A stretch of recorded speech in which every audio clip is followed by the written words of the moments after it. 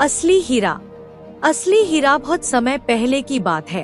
भारत के एक छोटे से गांव में राजू नाम का एक लड़का रहता था। उसका परिवार बहुत गरीब था। उसके पिताजी खेतों में मजदूरी करते थे और माँ दूसरों के घरों में काम करती थी। राजू बचपन से ही पढ़ाई में होशियार था, लेकिन हालात ऐसे नहीं थे कि वो अच्छे स्कूल में पढ़ सके।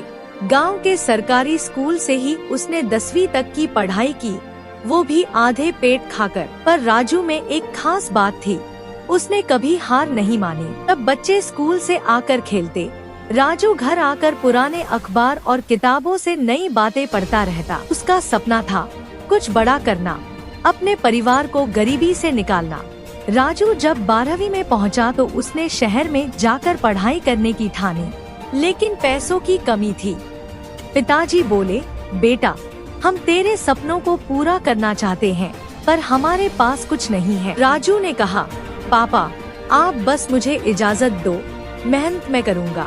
वो शहर गया, एक छोटी सी दुकान पर काम करने लगा और वहीं से कॉलेज में दाखिला लिया। सुबह 6 बजे उठकर दूध बांटता, दिन में पढ़ाई करता और शाम को दुकान पर काम। लोग हंसते थे, कहते, अरे बेटा, तू तो हीरा बनने चला है और हालत तो कोयले जैसी है। पर राजू चुप रहता। उसे पता था हीरा भी पहले कोयला ही होता है, फर्क बस सहन शक्ति का होता है। कॉलेज में एक दिन सेमिनार हुआ जिसमें बड़े बड़े उद्योगपतियों ने भाषण दिया। राजू ने भी अपने संघर्ष की कहानी सबके सामने रखी। सब चकित रह गए। एक मामूली कपड़े की दुकान में काम करने वाला लड़का इतनी साफ और गहरी बातें कैसे कर सकता है। वहीं एक उद्योगपति श्री वर्मा जी ने राजू को बुलाया और कहा, तुम्हारी सोच और मेहनत काबिले तारीफ है, क्या तुम हमारे साथ काम करना चाहोगे? राजू की आंखों में आंसू आ गए। उसे पहली बार किसी ने उसकी मेहनत को पहचाना था। राजू ने वर्मा जी की कंपनी में इंटर्न के रूप में काम शुरू किया।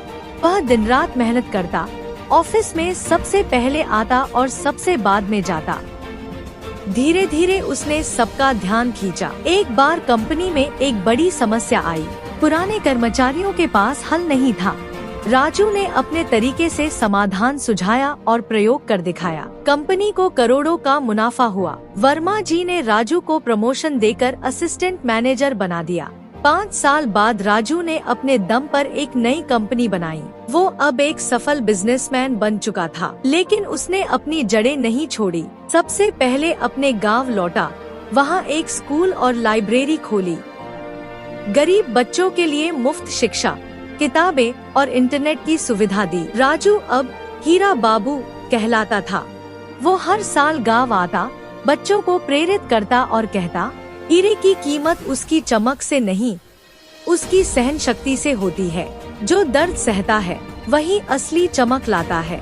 राजू ने अपने संघर्ष के दिनों में जिन बच्चों को साथ पढ़ते देखा था, उन तक भी पहुंचना शुरू किया। उसने गांव के नौजवानों के लिए स्किल सेंटर शुरू किया, जहां कंप्यूटर, सिलाई, बड़ीगिरी जैसी चीजें सिखाई जाती थी। फिर उसने शादी की, एक सरकारी स्कूल में पढ़ाने वाली अध्यापिका अनीता से।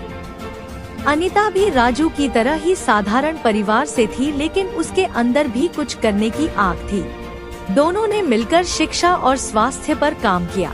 उन्होंने गांव में एक छोटा सा क्लिनिक खोला, जहां हर महीने मुफ्त चेकअप और दवाइयां दी जाती थी। एक दिन शहर में एक बड़ा कार्यक्रम हुआ, जहां देश के प्रभावशाली लोगों को बुलाया गया। राजू को भी जनसेवा रत्न अवार्ड दिया गया। मंच पर खड़े होकर जब उसने अपने संघर्ष की कहानी सुनाई, तो कई लोग भावुक हो गए। उसने अंत में कहा, हर इंसान में एक हीरा छिपा होता है, बस हमें उसे पहचानने और तराशने की हिम्मत चाहिए। अगर मैं कर सकता हूँ, तो कोई भी कर सकता है। सीख 1, परिस्थितियाँ चाहे जैसी भी हों, अगर आप सच्चे मन से मेहनत करें तो कुछ भी असंभव नहीं है। 2, लोग क्या कहते हैं उस पर ध्यान मत दो, खुद पर भरोसा रखो। 3, हर इंसान में एक हीरा छिपा होता है, जरूरत है तो सिर्फ उसे तराशने की। 4, सफलता सिर्फ खुद तक सीमित नहीं होनी चाहिए, उसे समाज में बांटना ही असली उपलब्धि है।